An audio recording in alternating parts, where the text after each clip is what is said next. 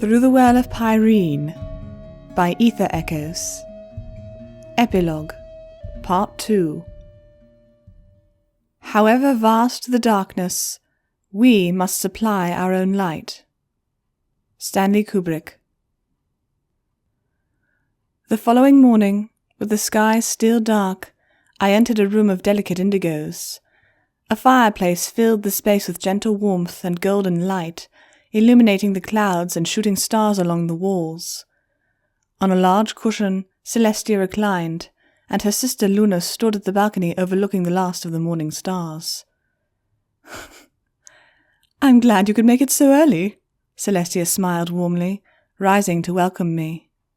I was pleased to see that her legs no longer trembled, though a faint sagging and weariness belied her health. "I hope my sister's call didn't disturb you." I can't say I'm used to people inviting me out to places in my dreams, but it's fine. It wasn't exactly the best sleep anyway. How can I help you, Celestia? The cushion Celestia offered me was warm and snug, and I looked between the two questioningly, only belatedly realizing that I'd called her by the first name without attaching the honorific. That was a weird lapse on my part, but something about the meeting made it feel strangely right. Luna paid the indiscretion no mind. "My sister has been too polite to impose upon you in such a fashion, but your imminent departure spurred me to swallow courtesy and involve you in a personal matter." She turned from the balcony, regarding me with a deep, serious expression that failed to hide an acute sadness. "I have very little memory of my childhood, save that I apparently gave my sister many fits about a somewhat wild and misspent youth, but the one thing I have absolutely no memory of are my mother and father." "Oh. Did that get awkward fast?" Celestia smiled sadly and gestured apologetically with a wing. "I know this is an intensely personal thing to ask, and can't imagine you enjoy invading other people's lives, but my sister and I would be deeply grateful if you could help us understand them. It's a sad irony that my own memories of them are largely gained through Amelia's jarring of memories I thought long lost. More than just for personal reasons, though. I want to better understand their intentions and what went into creating this land we know today as Equestria." "Though the personal reasons are still the more important of the two," Luna added assertively. She folded her wings and walked forward to sit away from the fire, with the firelight flickering in the deep blue of her coat. I kneaded the cushions under my hooves and sighed faintly. "No, I understand. If I didn't grow up with my parents, I'd want to know as much as I could about them, too." The prospect of playing necromancer didn't sit well with me. I'd have to dig not only into an incredibly painful episode of their pasts, but expose myself to the pain and suffering of not only them, but the Bridal's other victims as well in that ancient war. The more I thought about it, though, the more that sounded like a selfish thing. For all their age and wisdom, these were two orphans who had struggled all their lives to keep their parents' legacy intact. If I could in some way reunite them with an important part of themselves that they'd lost, it would not only bring them long-awaited peace, but putting my powers to such a use would help vindicate my role as intermediary. "Of course." I offered the royal sisters a small smile. "I'll help." "Thank you," Celestia said simply. "Where to begin?" I exhaled to steady myself and cleared my mind, opening it fully. Images began to flood in, strange shapes and figures rippling through the cosmos. I focused on Celestia, and then Luna, absorbing their unique natures and then taking them together, drawing back the veil. I looked into the future with leitmotif, and now I gazed into the past through eyes 3,000 years old. Green mist poured from my horn as I shaped an image with unicorn magic. The color deepened to midnight blue, and Celestia cooed as a tiny Luna formed on the ground between us. The actual Luna blushed as darkly as leitmotif. Then another shaped form, starting with a dark cerulean tail that flowed around baby Luna like a river in its own current, and rising to form a dark silver coat. "Queen Thea," I whispered. A wing tucked around the tiny foal, and her face was awash with motherly grace. "Mercurial. As changeable as the moon and less predictable," I said, and the whisper and roar of the sea filled the small room. She could be as calm as a summer's day or as fierce as a winter's storm. Thea, tall and proud, flashed her horn with terrible power, and lightning flashed around her. Her wings beat waves into froth, and the winds into gales. They called her the Glittering One, and she outshone her sisters. Whether filled with vim or sunk into melancholy, she was always in motion. She was the child of the sea, and to the sea she returned. A new sound entered the room, the drumbeat of hooves on stone and the crash of waves against rock. Storm-tossed sea gave way to stony beaches, and then to wild and fertile land, a green place embraced between the hills and vales. "Ox-shouldered, stone-hooved, King Cryos," I announced, and an auburn stallion strode into view. He surprised me with how bright his colours were, and he gave at once an impression of boundless vitality and life, an impression emphasized by his broad smile. Far from being stern like his own father, Cryos was full of mirth. He always had a ready joke, sometimes infuriating others for how unserious he seemed. The stallion often seemed to forget he had wings, bounding from hilltop to hilltop with thunderous impacts. He wandered into a human village as if he belonged there, nosing at fresh apples and commenting on the wine. He loved nothing so much as new things, be they ideas, inventions, crops, or children. He raised villages, fields, and even the very mountain we're standing on. 2 girl children clung to his wings, and a gaggle of foals climbed on his back. It hurt him terribly when the Second War came. He believed until the last that a diplomatic solution could be found, if only they could reach the humans who had caused them so much trouble. "He was right," Celestia murmured. 3,000 years late, but he was right. "If our mother had not slain him, do you think he might have succeeded?" Luna asked grimly. "Celestia's memories were the key in turning Amelia, after all. Surely some pony such as our father would have had as great an influence." I shook my head. I can't answer that. Even if I could, I don't think it would help any pony here. I can say that they were both amazing ponies. They earned the title of king and queen by bringing the ponies of the world together across cultural boundaries, and it's thanks to them that any pony escaped at all." "What of Pyrene?" Celestia asked. "You mentioned our mother having sisters, and of them all, she's had such an influence in our lives without our knowing that I find myself quite interested." My lips pursed together tightly. For some reason, the question struck me as oddly personal. For me, not just for them. In a strange sense, it felt like they were the ones intruding on my own family. That was a queer thought all over.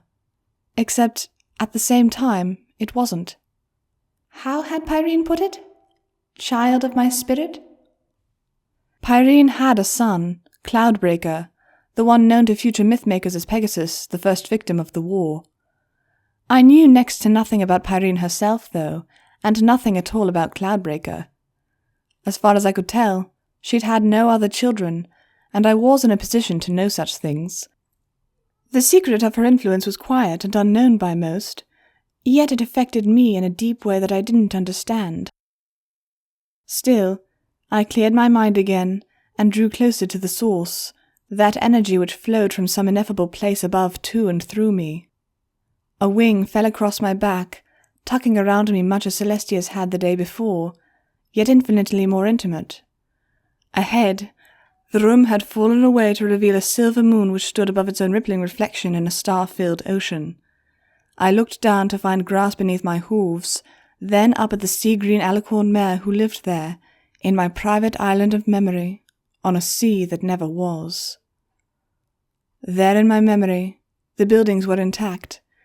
The village below was empty, and the palace on the hill had only her, but pristine it stood, perfect in our minds for all time. She let me contemplate in silence as I looked around at the island. More than just a memory palace, I realized then that it was the very source of my strange nature. The waters that flowed from heaven collected here. That place was profoundly connected to me, which meant that everything had meaning. "You know," I said thoughtfully, "the women in my family have always been regarded as strange. Women scholars, suffragettes, constantly in trouble with religious and temporal authority. My sister is strangely brilliant for her age. Even leitmotif in a way has a connection to this place, like sisters. None of that is coincidence, is it? Little in your life is, Pyrene said with a small smile. I never understood your place in this. I frowned. My birth was engineered, but by what? Chiron, the teacher of heroes, was to train me, but how was I to come about to begin with? It seemed like they could pick anyone, unless they had some reason to believe that there would be a chance at something special, something unique. Go on, she encouraged, her wing nudging me faintly. This is your home, isn't it? I asked, and she nodded. It's where you raised Cloudbreaker. But you never had another child. I'm not physically descended from you. Even if I was, you must hate humans for what they did to your son, don't you? I did, she agreed. For a long time I held on to that hatred, all through the war. After they ransacked it and I drove them off, I remained here, isolate, stewing on my own loss and fury. She rose, and I followed her as she walked off, down the hillside and through the ruined village. I was never as strong or charismatic as Thea. I didn't really care to join the fight anyway, so wrapped up in my grief I was. We stopped at a tide pool. It was a great pit set away from the beaches, where mud collected from all over the island and percolated with the stuff of the sea. Right now, at low tide, the pool was mostly exposed, but for a few brave crabs and the bright green algae-crusted remnants of the water below. Algae, I noticed, the same color as my eyes. My heart pounded. In the time of chaos, Pyrene said into my stunned silence, the first people were shaped from mud. Her horn lit, and a human figure was formed from the muck. And then life was breathed into them by their primordial mother. The stars above glittered as Pyrene drew primordial strength from her soul and through her lungs, and when she breathed into the figurine's mouth it warmed and hardened until the clay cracked and fell away to reveal a green-eyed human child. I felt that breath echo down through the ages to enter my lungs like hot bellows air, and fill me with strength. I wanted to understand them, from the deepest layer. I wanted to know what sort of creature could so deeply destroy my flesh and blood. I made a child. I raised her. I taught her. She sighed, looking at the silent, curious child. And I discovered that the evil I'd sought, the sin I'd thought your kind was born with, was nowhere to be found. I grew to love this strange human child of mine, and finally I set her free. She had girl children of her own in time, and on, each bearing a portion of my Icarus essence, and I watched over them all. It took her a very, very long time, but the animating spirit I set within her came back to me at last. She finally came home. I covered my face, unable to stop the tears. What was her name? I asked, croaking. What is my name? Isn't it obvious? She nuzzled me gently, drying my eyes with her wing and holding me close. What sign heralded your return home? Sign? Of course, the lights above the sky when I returned to the island. Eos, I said, the Greek coming to me as naturally as anything else. Aurora. That's my girl, she whispered. Human with a mare's soul. That is what the seer sought. Someone to bridge the gap formed by hate with love. A child of both worlds. There was no helping it. I had to laugh. You know, maybe then I didn't fail exactly. Oh? Amelia has a bit of that nature too, and so does leitmotif somehow. I'm not sure how that works. No one ever said souls were simple things. My love for Amelia was a major part of what turned her at the end. Even if I wasn't entirely there, a part of me was, through them. The bonds of friendship and love are powerful forces. She laughed and nuzzled at me with fierce affection. And you could never be a failure in my eyes. Perhaps I'm biased, as all mothers should be, but I think you've grown to be a beautiful, capable young mare, and I trust you will grow to be worthy of my legacy and my gifts. I don't know if I will, I whispered. But I will try, Mother. There, you said it. She kissed my horn. Was that so hard? I still have another mother, you know, I protested, smiling. I know. And in a way, she's of me too. My, that makes my family tree very complicated indeed. You are my Aurora, though, the full and complete manifestation. Never sell yourself short. Never forget who you are or where you came from, Aurora. Aquarius, Water-bearer. Those names still have meaning in the new age. I won't, I promised. Thank you. Thank you. You're welcome. Now go. You have a long road ahead today, and I can't keep you from your friends and other family forever. I'll see you again? Of course. I love you, Aurora. I love you too, Mother. Her warmth and closeness were replaced with the pillow under my head. I glanced up and found the sun in the sky, freshly raised. Luna returned from the balcony, looking exhausted, and I reminded myself that she'd been taking on the duties of raising both celestial orbs and hardly sleeping between. Briefly, I wondered what would happen if, or perhaps when, Midgard truly reunited. The sun and moon here operated largely because this was a weird splinter of a greater world. I wondered what that would mean for their cutie marks. Then again, this division had removed much of what was metaphorical and strange from the rest of Midgard, so perhaps the reunification would simply make things weirder for everyone. "Aurora, is it?" Celestia said into my ear, and I jilted. "What? How did—" "Our aunt appeared briefly while you were out," Luna explained, and a smile crossed her face, one of the few that I'd seen. "She elaborated on some key details." "Oh, don't worry," Celestia said as my face turned bright red. "Your secrets are safe with us, for now. We'll understand if calling us cousins seems inappropriate. Truly, I think the term is meaningless in your case, but that's been a complicated topic." "It does," I admitted, still beet red. I coughed into a knee. No offense. You are and aren't family." "Perhaps time will change that," Celestia said. "You and your sister have a lot of it ahead of you. Forgive us if we're a little presumptuous. We've spent a great deal of time without anyone to call kin. I've come to understand that blood is hardly necessary to be family, but it is still very exciting." I frowned.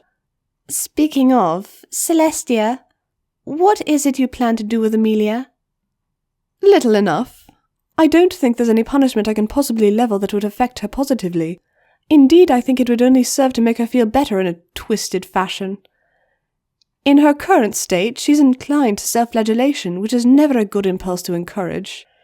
She shook her head sadly. "She has to atone for what she did. She will, which is why I'm letting her free. But it has to come from within. She needs to learn that forgiveness isn't something that's just given to you, but something you have to work for and earn for yourself." "Not to mention to herself," Luna muttered. Celestia gave her sister a sympathetic look, and reached up to nuzzle at her cheek briefly. "We all forgive you, sister." "I know," Luna said, without elaboration. "That's still an awful lot of trust, don't you think?" I said, after the moment had passed. Celestia nodded. "I lived in her mind as she did in mine. I know her thoughts and what she intends." "All right, fair enough. I will look after her, I promise. That's something I need to atone for, too." I rose to my feet. "Well, We're supposed to leave while you're giving Twilight and Captain Hilda the awards ceremony after all. Perish the thought that you should be honoured for your contributions to the kingdom, she said teasingly. I stuck my tongue out. Thank you, but no thank you. Ponies will know who I am soon enough once the gossip from the Lodestone's crew and the goblins gets around. Poor Leitmotif would have a heart attack, and Marcus's and Lara's heads are already too swollen as it is. I don't even want to know what Naomi would do, but it's probably unseemly and not fit for company. If you insist, then. We'll be sure to speed you on the way back to your world. I understand you'll be travelling with the goblins?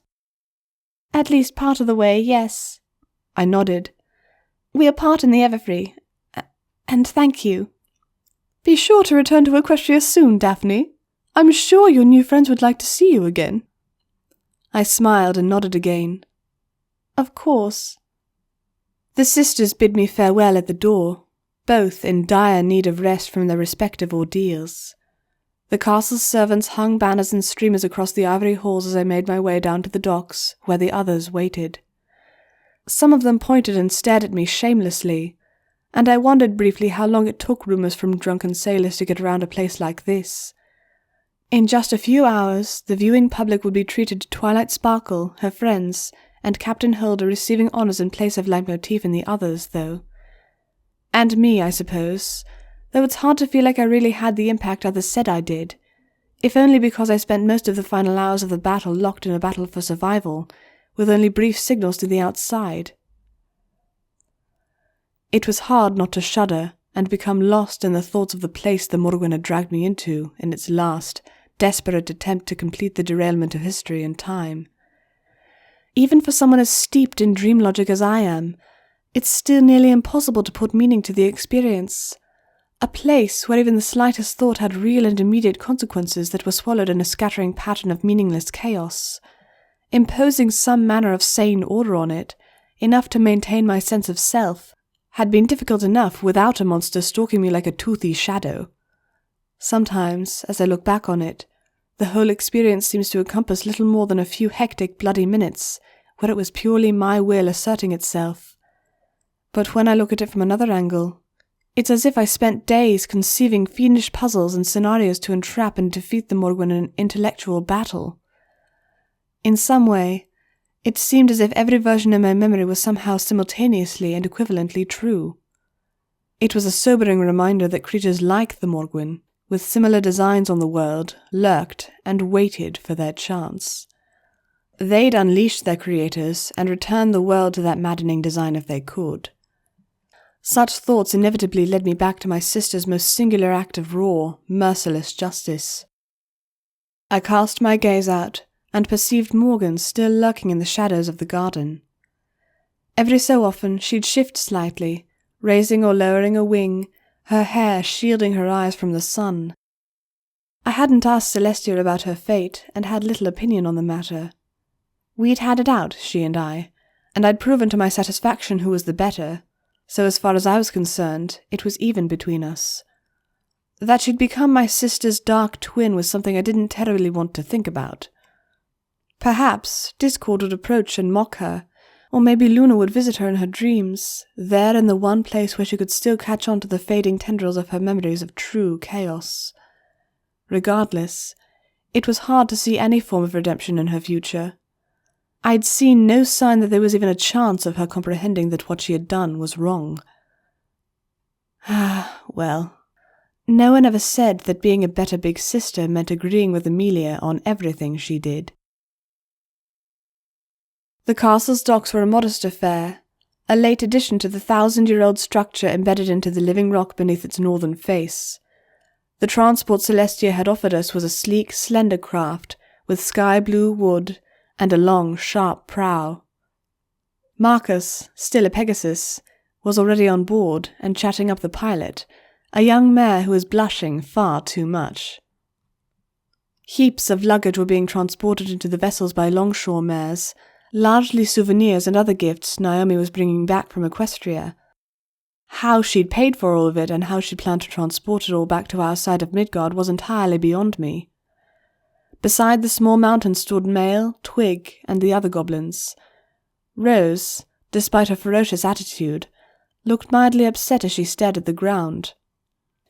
They were all facing Flash, who had assumed her white-maned goblin form once again, and beside her stood the gangly Wire. I smiled as I saw them.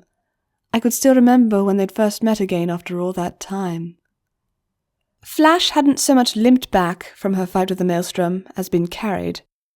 A Pegasus had found her collapsed on a cloud and had brought her back to the castle, thinking her some strange yellow thestral, no doubt. The moment taciturn little Wire had seen her, she'd burst into tears and raced to embrace her, babbling incoherently. Flash's eyes had opened then, and she'd stroked the younger filly's mane with a hoof. "Ah, still a crybaby after all these years, bairn." "I'm not a crybaby," Wire protested, her eyes streaming tears. She smacked her sister with her hooves. "You big stupid mare! You go missing all this time, and when you're right there, you go and get yourself killed." "Ugh, I'm not dead yet. Though if you keep beating me, I might get internal bleeding or something. Won't that just be a tidy way to die?" "I was so scared without you," Wire whimpered. Her tail curled up around herself, and she buried her face into Flash's side. "I didn't know what to do. I was just living day to day, and then I was a fugitive, and Shh, it's all right, Wire. I'm here for you now," Flash whispered, her own eyes wet as she drew her sister into her embrace weakly. "I can't say how much I'm sorry. I was so scared of going back for you. I thought for sure they'd be watching. It's a coward's excuse, I know. I've done a right proper job of being a bloody awful sister."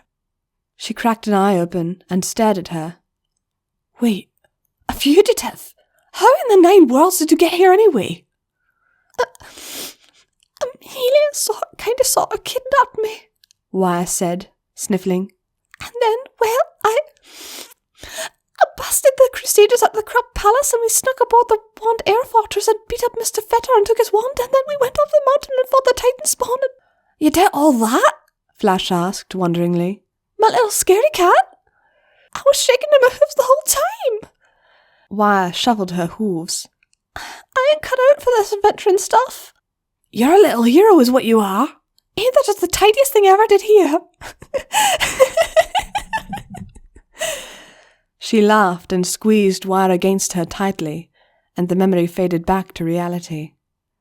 The goblins stood facing one another, and Flash stood with her wing about her sister's side, holding her as if she never planned to let go. I knew that feeling.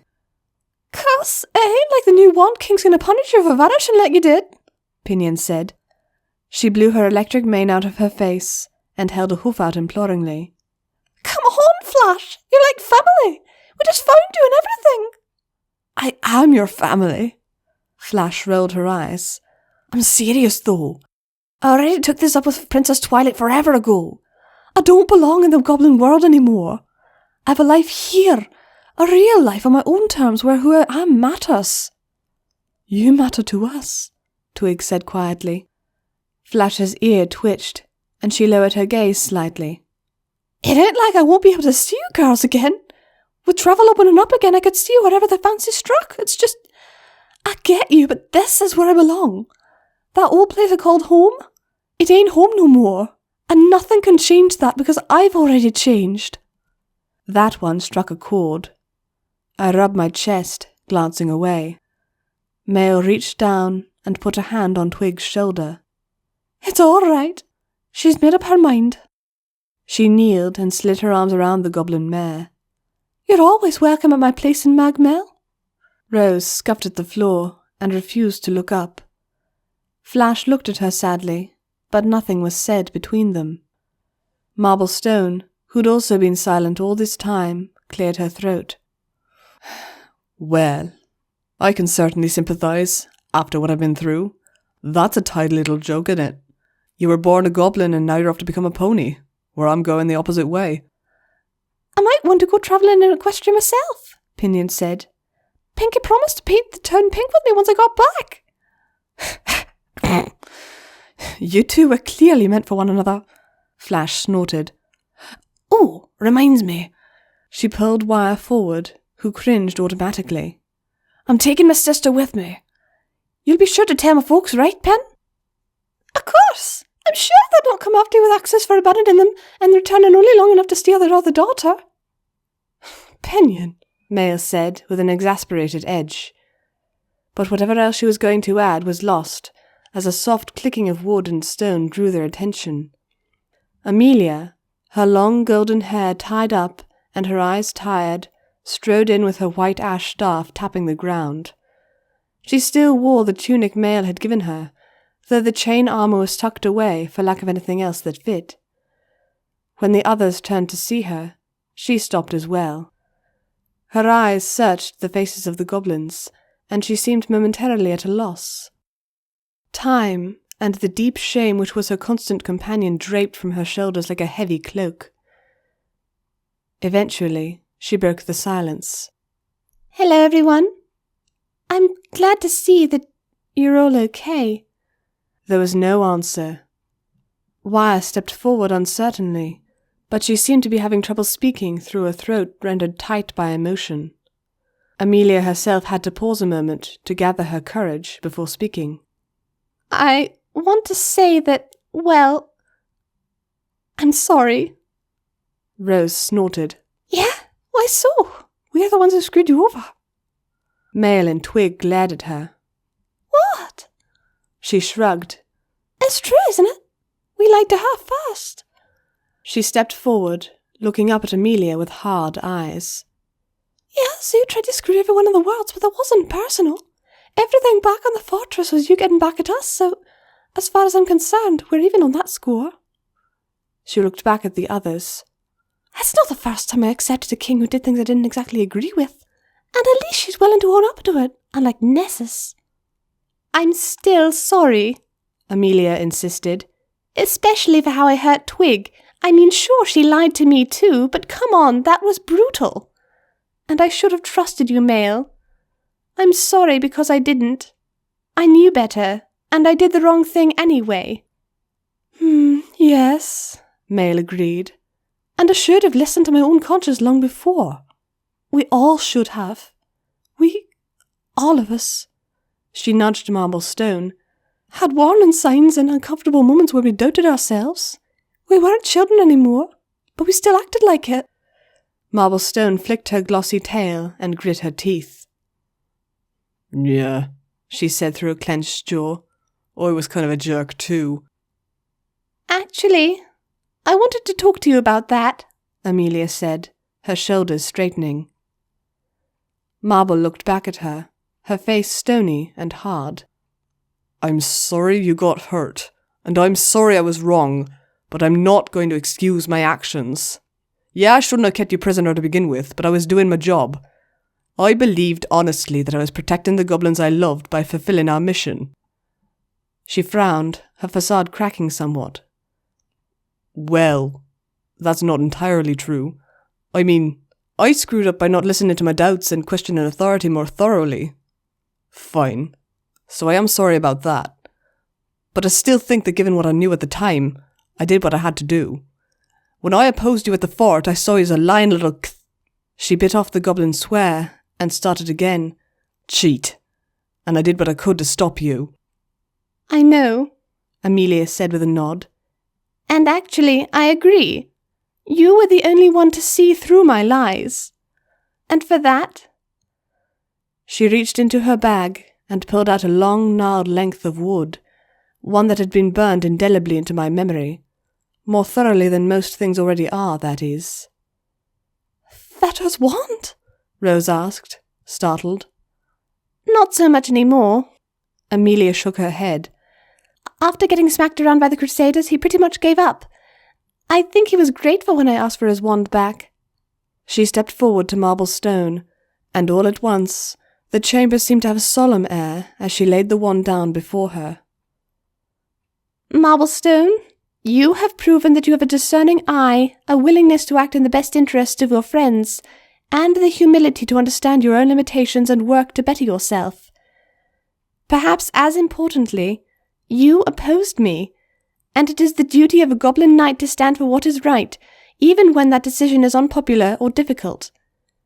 Would you do me the honour of becoming that knight for me? Marble Stone rocked back on her heels so far she fell on her rump. Maya laughed and helped her up. Me? Marblestone asked. I was terrible to you. And my sister healed you. Can you really say that you're just killing anymore? The goblin mare chewed her lip. You'll swear it, on the wand?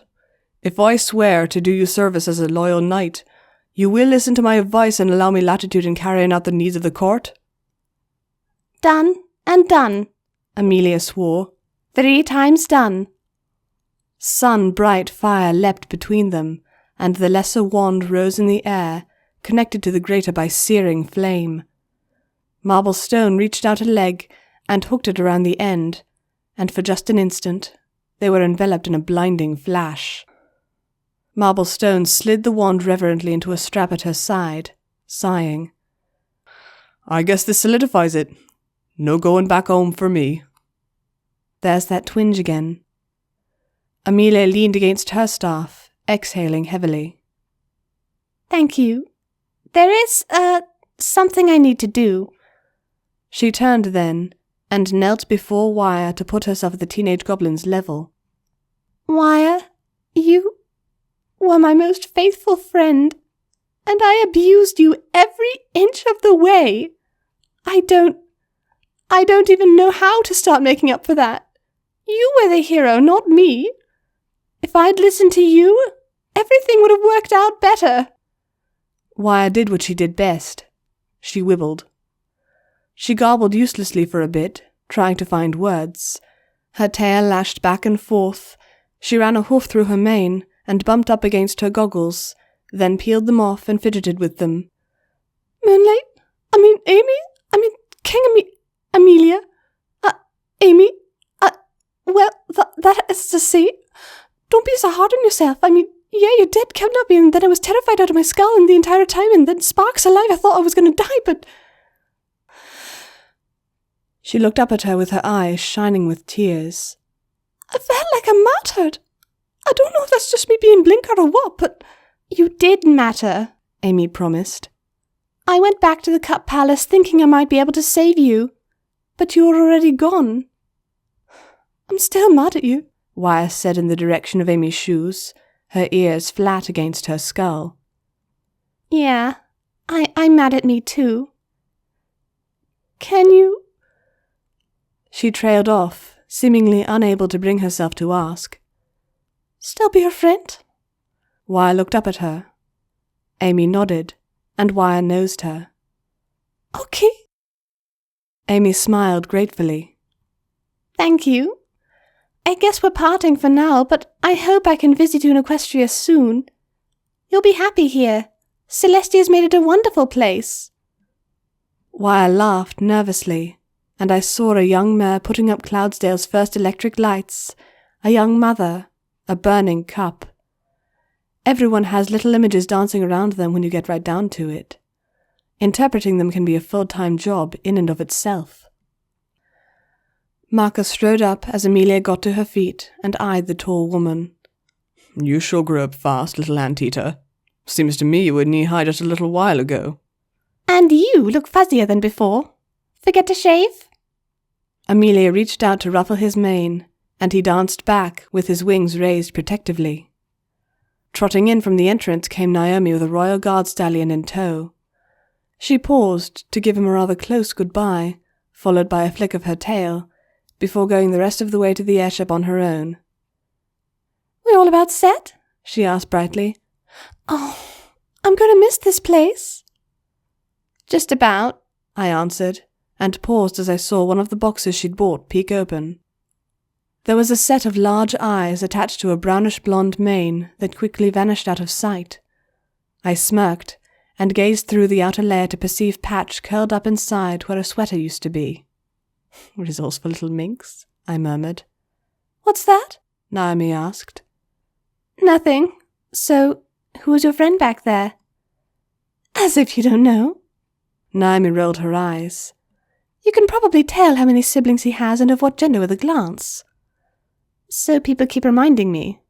Still, I'd like to hear it from you. She said dismissively. Just a friend. We met earlier when I was at the market. Just a friend, eh? I grinned. You didn't promise to come see him later, did you? Naomi smiled mysteriously. Who said anything about a promise? There were a lot of things I saw in Naomi's future, but I think I'll leave that for a surprise. As the ship cast off, and her engines hummed in their merry quest to take us back to the Everfree, we found Lara and Leitmotif already on board, the latter crushing the young musician in their 10th consecutive chess match of the hour. Saria hissed and lashed her tail. She dispensed with her cloak, her rangy form scarred and suntanned. She prodded Lara in the side. You would not be losing so if you just took my advice, yes? If I took your advice, I might as well let you play. I'm having fun. Lara waved her off. The seer, propped up in a cushy wheelchair, looked on with quiet amusement. His eyes turned towards me meaningfully, and Naomi quietly excused herself to go down and check on Hector in the hold. I took the unspoken invitation and walked up to the ancient goblin. You and your sister shine like newborn stars, water-bearer, he said, by way of greeting, and took my hoof in hand. I was not sure I'd ever see the like again in the race of man, bar that old elf lingering around in the underworld. My ears perked. Really? I thought all the other demigods had left. A leaving takes a many forms. Forgive me for not telling you the full truth about yourself sooner. Much, much sooner. In all respects, I still do not know how the Morgwin kept you from sight. You were within reach the whole time, and we scoured the earth in vain. Hey now, I, Amelia, and everyone else is already taking the blame for what happened. Then there's plenty to go around for me, considering I was a part of how it began. Me and my long-departed colleagues. He sighed and leaned back in his chair. Perhaps I will yet live to see our vision reimagined. I can only hope for that. What was the old world like? I asked quietly. I can't really, I don't see everything.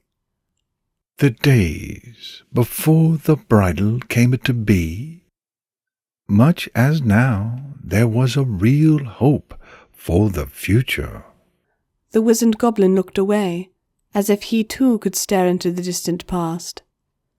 More mortals were being born. My kind proliferated into the dark spaces of the universe, but we believed we could conquer even that. There was a land where all the kinds came together, regardless of a race, clan, or lineage, and worked to create a better world. He exhaled and closed his eyes. I was but a child when the war came upon us. So much was lost in so short a time. The land of Shinar burned, and all its marvelous works. There was a technology the likes of which even you modern humans cannot yet conceive of, incorporating both the most advanced science and powerful of magic, works of art unparalleled to this day, and more. Its loss was a cataclysm so great that the world itself was reshaped, and we have been living in the bridal's shadow ever since. I heard Amelia's hands tighten around her staff. I turned to look at her, but she'd gone over to where Twig was peering longingly over the railing back at the castle. I have to ask you something. Yes, Just Amy, please, she said, going to join her at the railing. Is there any chance that someone could produce the bridle? The goblin magician flinched back automatically at the name. No. Well, no one's ever been able to produce something another person vanished before, and not for lack of trying. It would be the greatest coup in the history of illusion. The key to production is you have to memorize the thing you vanish, which you might think someone else could replicate, but I've tried it myself. That said, no one's ever vanished anything like the bridle before. It's divine, and I don't know what rules apply there. Where do vanished things go? Twig shook her head and ran a hoof through her bristly mane. I don't rightly know. No one does. Animals you put away come back as if no time at all had passed for them, so maybe it's just moved in time somehow. Which, of course, leads to the question of determinism and whether or not we're really making decisions instead of just playing out a causal chain of events. And so, if I forget about the bridle sufficiently, it's gone for good? Even I can't bring it back? Twig deflated slightly. Aye, so far as I know. I suppose it's just as well. I don't know if any force in the 9 worlds can destroy it. Not unless you unravel the conditions of how it was made. Something to consider for the future, Amelia said grimly, as she watched the great blue mountain recede into the distance. I do not see why you play this game if you are doomed to endless failure, Saria said, her grating tone suggesting that watching Lara fail so badly had caused her physical pain. You are clearly accomplishing nothing, and bringing only disaster onto yourself, yes. That, Lara said airily as she moved her queen, just proves you know nothing about my and Leitmotif's relationship. Light nodded as she ignored Lara's flailing assault and methodically destroyed her defenses. Hey, are you implying something? I'm not a disaster. I smiled and settled down by her side to watch. The landscape rolled by, hills glistening with fresh white snow, and ponds and rivers turned into glassy black mirrors. As we approached the Everfree forest, Marcus stuck his head off the side and gaped. What the hell is that? What? Leitmotif asked, darting to the side. I don't see anything. There, he pointed. There, below, the snow line ended abruptly, just a few dozen meters from the forest's entrance. I still don't see anything odd. Pegasi don't mess around with the Everfree, Pinion said brightly. Usually the cold weather will drop in eventually since it's surrounding the woods, though there's always going to be parts of the forest that are still way hot since they're getting tropical breezes too. That's just wrong, Marcus muttered. I know, right? Pinion flapped her wings emphatically and raised up little flurries. What's the sense in weather making itself? That is literally the opposite to what I implied. Oh, well, that's daft. Imply oppositely next time if you don't want to confuse folks. Per Twig's direction, the airship set us down on the path leading from the Wand Keep deeper into the forest, directly towards the Vale and the way back to our side of Earth. Naomi revealed the solution to her luggage dilemma by producing a horse hitch, pulling the whole great pile out herself. Hector, tossing his black mane enthusiastically, ran ahead and practically danced for joy away from the confines of the ship. Guess this is farewell for now, Mail said, standing on the rail above. A warm breeze, still ripe with the scent of autumn, stirred her hair. We'll return soon enough, I promised, and paused to pay my respects to the seer before stepping off with the others. Saria came along as well, throwing her cloak over her shoulders before sauntering down the gangplank. I will be going ahead. It is easier to get to my home this way, yes? She turned to Amelia, looking her over thoughtfully. It is remembered that you defeated our king in fair combat. It is still your wish to return the sword to her? Even if I wanted it, I can't have it, and I have no right to dispense with it, Amelia said sadly. Also, I reject the idea that the fight was fair. Maybe the sword itself agreed, but I had the bridle and a powerful mare to ride with it. She smiled, a sharp-toothed grin. I know, but this one had to hear it from your own voice. Amelia grunted. Your King Alicia's a good one. She fought against me even when it was clear I held overwhelming force, and still she nearly won because she was clever and fearless, so yeah, please. I want to erase that mistake. Perhaps there is hope for the ones after all. She pinched her thumb and forefinger close together, as if to emphasize precisely how little hope she held. But without further comment, she hitched the box containing the true sword on her back and marched into the wild at a quick, loping pace. We found the vale not too far from where the airship had deposited us. What had once been a silvery river, the ancient expression of Thea's divine will, was already little more than a trickle in its banks. In a few years, it would be little more than a splash. With a gaggle of ponies, a horse, and a goblin, we had no difficulty passing it. Autumn leaves lay in thick red and gold carpets all across the length and breadth of the Everfree State Park. Birds, great and small, darted through the air and dove into the needly shelter of pines, while squirrels chased one another across the barren limbs.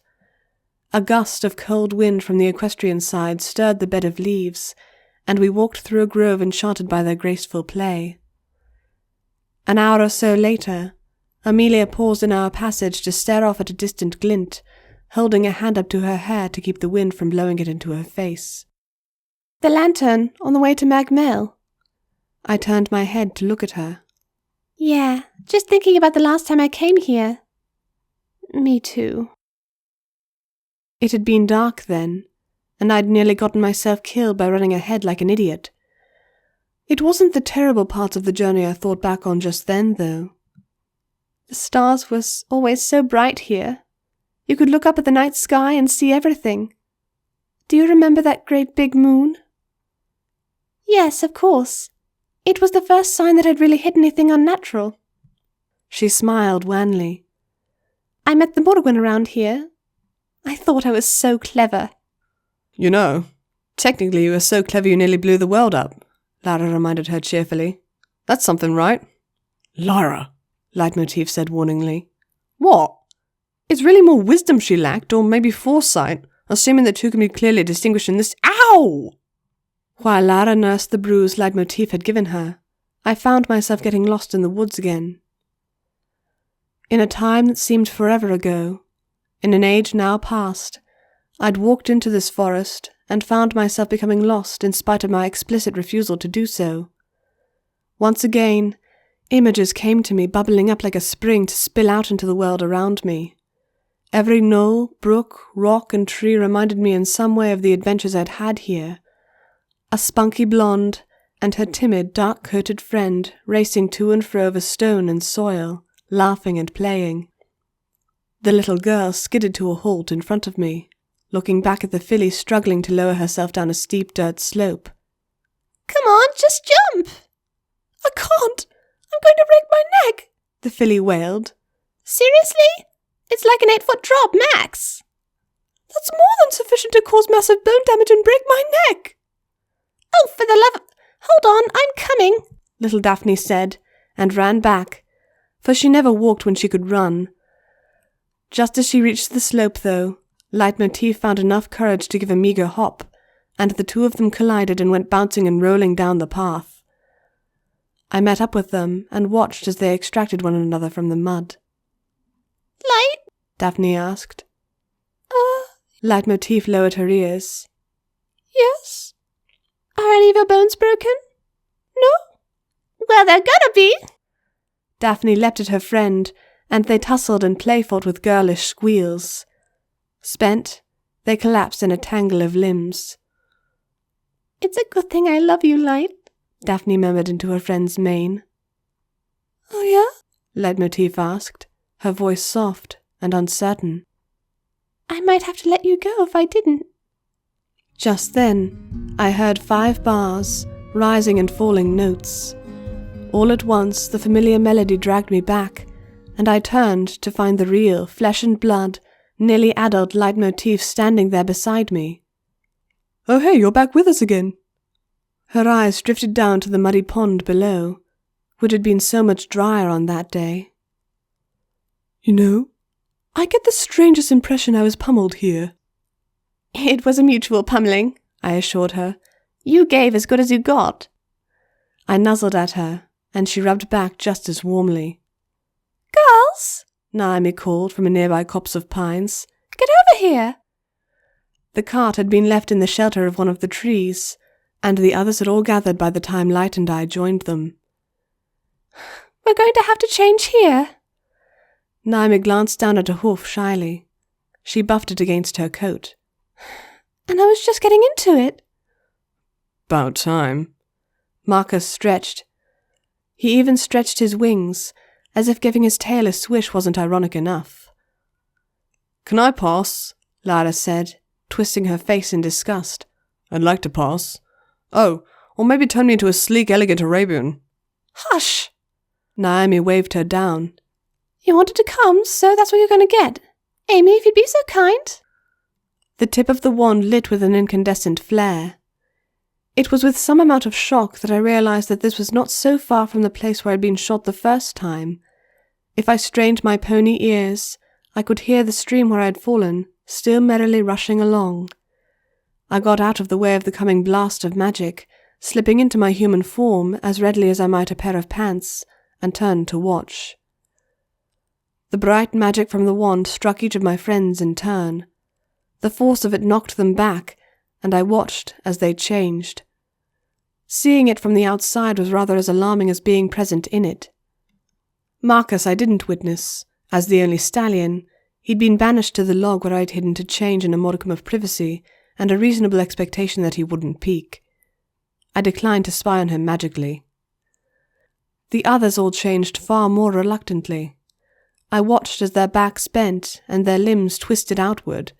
Hooves gave way to fingers, spreading one by one from the solid grip.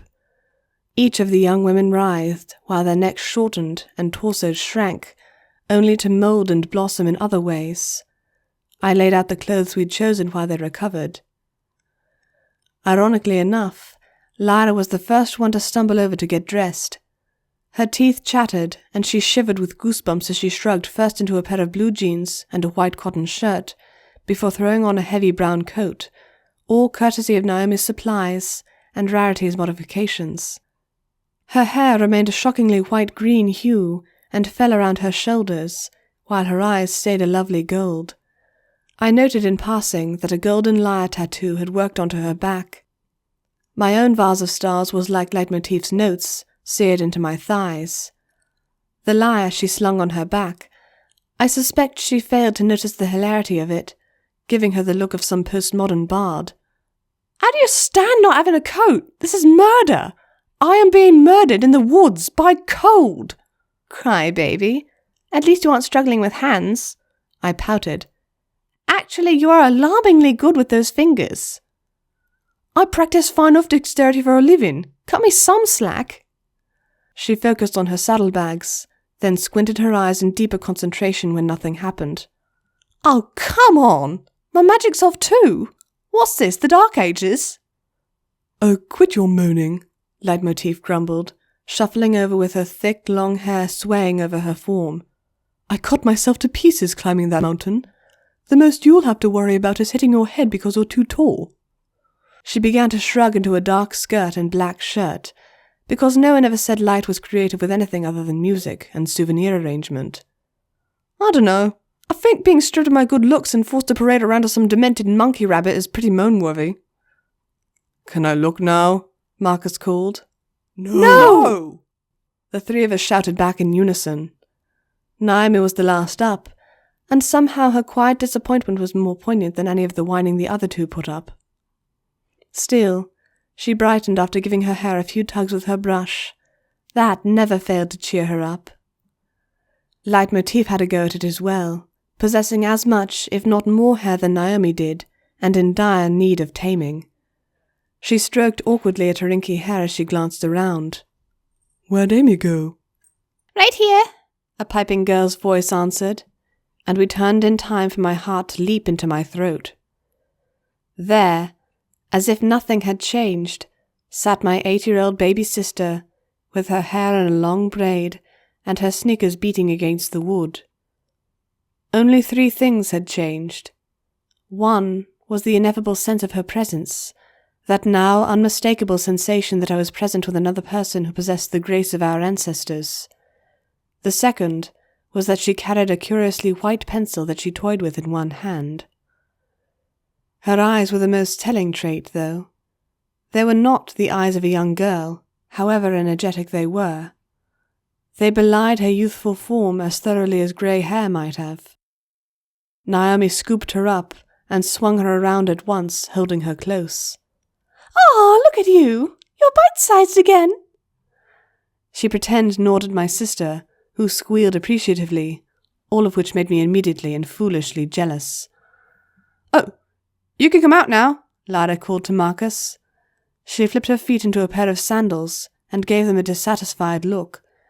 Of course, they'd been improvised off a pair of males, so naturally they were far too bulky, even with modifications. "Not that it'll do me any good," Marcus said, striding back down from behind the log. "I'm still a wanted fugitive. You all need to clear my damned name before I step foot in public." "Couldn't we just leave you with a member of your family while we sort it out?" Leitmotif asked uncertainly. "I mean, I would kind of, like to meet your folks, maybe?" Naomi shook her head. "Even a family member may feel compelled to report to the police if he showed up. Daphne mentioned that his family had mostly stood by him, but all it takes is one panicked call to make life very difficult. Don't worry, we'll take care of it." "I owe him that much," Amy said, dusting herself off. "As for me," Naomi said, leading Hector back over to the cart and hitching him in her place, "I really need to get back to the ranch." "We could accompany you," I offered, going to help her with the straps.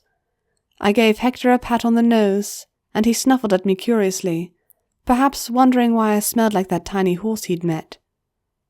"No, it's fine. That's almost the opposite direction you need to go, and my family will definitely call the cops and the media and whoever else." "Perpendicular, actually, but I get you." I slid my arms around Naomi and buried my face in her coppery hair. I just want to say, you're the most incredible person ever." "I know." She rubbed my back and gave me a sisterly peck on the cheek. "What, no hug and kiss for me?" Marcus complained with his hands in his pockets. I shared a glance with Naomi, and we advanced on him. Before he could flee from the terrible glint in our eyes, we seized and tackled him. I planted a kiss on his cheek. "That's for putting yourself on the line to save me and my sister, you big dumb hero." Okay, enough already," he protested, but his arms squeezed the pair of us closely, and there was a definite catch in his voice. Leitmotif and Lara embraced Naomi then, seeing her off. Then Leitmotif shared a tender hug with Marcus, and Lara, being who she is, seized him in a bear hug and planted a full kiss right on his mouth. While he recovered from the resulting stun, she grinned. "So, that helped her think your stance on horses at all?" "Lara, I will kill you!" Leitmotif fumed and reached for her. Once again, laughter seized me. I moved forward with a similarly mirthful Naomi to separate the two, and eventually, finally, we found ourselves going our separate ways. Naomi's horse-drawn cart rumbled one way, Marcus sat on a log and contemplated the strange turns his life had taken, while Leitmotif, Lara, Amy, and I all started back the way we'd come. In broad daylight, the trek back was far easier, and I led them over hiking trails back to the gazebo by the hill and stream. I saw an 8-year-old, truly young Amelia running across the dirt tracks, hopping down the steps with both feet at a time, and bugging her big sister. The apathetic, nearly soulless look on my old self took me aback, and I reminded myself that I had changed since then, and for the better in many ways. There were people here today, joggers and parents and couples enjoying the last remaining weeks before the snows fell. Unlike ponies, we didn't keep rigorously to ancient calendars, and one never knew when the weather would turn. Lara and Leitmotif watched the passers-by with a sort of hungry curiosity about them. I reminded myself that this world, which was so familiar to me, would be utterly alien to the both of them. Lara boldly walked up to a young man and snagged his smartphone to have a look, before I dragged her back and apologized profusely. Amy remained silent throughout the trip. Her eyes, too, flicked from one part of the park to the other, wherever she and I had fought that day. We took the route that went all the way around the edge of the park, pushing through tough terrain at times, until we stood in sight of the colonials. It was at the edge of the woods that she stopped. "This is as far as I go," she announced. "I'm not going back." "What?" Leitmotif asked, but Lara, of all people, shushed her and took her aside. I turned back to face her, standing on the other side of the line that divided the Everfree State Park from the city lines. My heart thundered in my chest. "Amelia." "Don't pretend you don't know, Daphne," she said with low bitterness. "You know exactly what I'm talking about." "Yeah," I said quietly. "I do." "What is it?" Leitmotif asked, unable to help herself. "What are you two talking about?" The wind picked up again as I turned to look at my closest friend. It was the awful, hard knot of truth which had followed me since yesterday, when I first truly contemplated returning. "What my sister means to say is that we can't go home." Behind me, cars turned up the road. Just beyond lay a short road and the homes of the people who lived there, all cheerily unaware of the strangeness which lay beyond their porches. It was just a few steps away, and yet it was worlds apart. That doesn't make any sense," Leitmotif said. "Why'd you come all this way? We're right next to your home, it's right over somewhere." She waved a hand in the general direction of the buildings. "Daphne hoped it didn't get easier the closer we got because she's a sap." Amy put a hand against her head. "I can't, Daphne. I can't face this. Why did you do this when you know where it's going? I don't have a home anymore. Look at me. I'm a goddamn lie. I'm 3008 years old. I'm the bloody king of wands. After everything I've done, I've changed too much to belong there. You've changed too much." She looked up at me, her face now streaming tears. "What am I supposed to do? Run back in there and hug Mum and Dad and sit down for a bowl of ice cream and cartoon reruns like nothing ever happened? Do you think I could just go to school? Or maybe I should go to college? Oh, right, except that if I did, it would be to teach because I already know all the subjects now. I guess Mum and Dad won't have to fret over teaching me the birds and the bees at least. That'll console them with the fact that their youngest daughter is now a fully grown woman, or horse, if her mood strikes her the wrong way and she's too depressed to stand being human." She crossed her arms. "Oh, and let's not forget that I'm not really a human anymore, am I? I can't do that, Daphne. I can't watch my parents die inside while I shrivel up inside knowing what a lie I am." "And I am what I am. I'm a lot of things. Amelia, it's not like that. I'm not trying to push a lie. I don't think we could just walk back in there and pretend nothing happened. There's no version of this that ends perfectly. We're not the same people who left that house." I exhaled and steadied myself. "In a very short while, I'm going to need to leave. There's whole worlds out there, and I need to be in them. There's no home for me here because it's just a pit stop. You have to go be king of the wand goblins, and you won't shirk your responsibility any more than I will mine." "So what are we doing here, Daph?" she asked brokenly. "Why are you doing this?" The space between us disappeared as I stepped forward, put my hands on her shoulders, and pulled her close. "Because our story isn't finished until we do." I looked up to Leitmotif and met her gaze. "All of us. We have lives ahead of us. We've all grown up in ways that we couldn't imagine." I croaked as I ran a hand over my sister's hair. "And seen incredible things. And we've got new stories to live, but this story isn't over. And there's no closure for any of us until we go back into that house and finish it." The old house, the house of my childhood, the house of my past, glittered painfully like some diamond just out of reach. "We need to tell them the truth. If we don't, they're forever denied validation. They'll never understand that I wasn't actually insane. They'll never know what happened to us. And we'll never be able to get over the fact that our lives were truly destroyed. For the rest of our unnatural lives, we'll be looking back on this house and wondering what we were missing. I sighed and held Amy tighter, feeling her arms go about me as well. We'll stay for a while. We'll remember that we loved and are loved. And then, when we feel we can't stay any longer and that our new stories are tugging onto us too tightly, we need to say goodbye. The wind rustling the leaves was the only sound that disturbed us there at the edge of the universe. We stood at the terminus of our journey, only to find the real one stretched on forever, on and on. What had begun in an outing was ending in permanent absence. I want to be held again, Amy whispered brokenly. Before it's too late.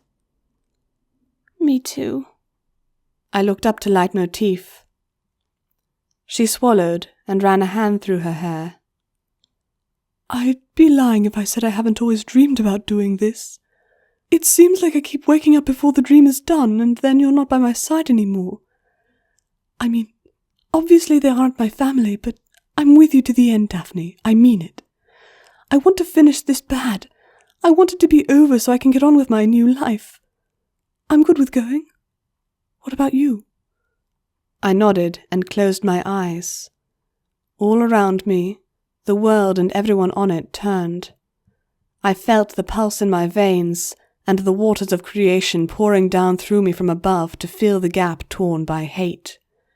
There was life and light and colour returning to the worlds, and I would be there to guide them. I am Aurora. I am Aquarius. This is my age.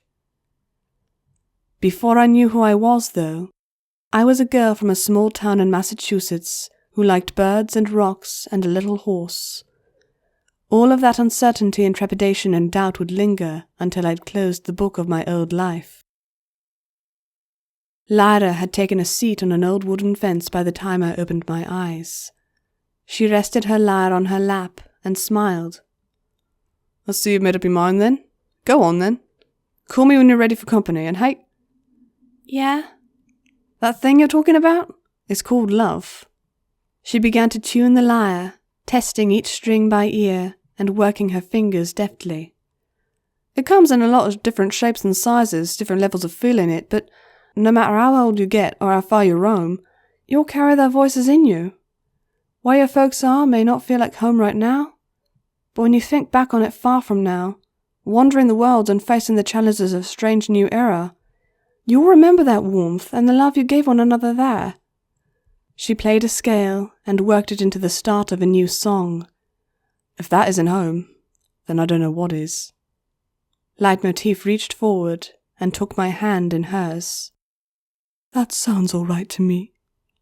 My fingers curled around hers, and I looked into her eyes again, green to green, soul to soul, sister to sister. Amelia took my other hand in her deceptively small one. Sis? I glanced down at her. Even if it is for just a short while, take me home, please. Yes, let's all go home. Together, with Lyra's music behind us, we made our way to the back porch.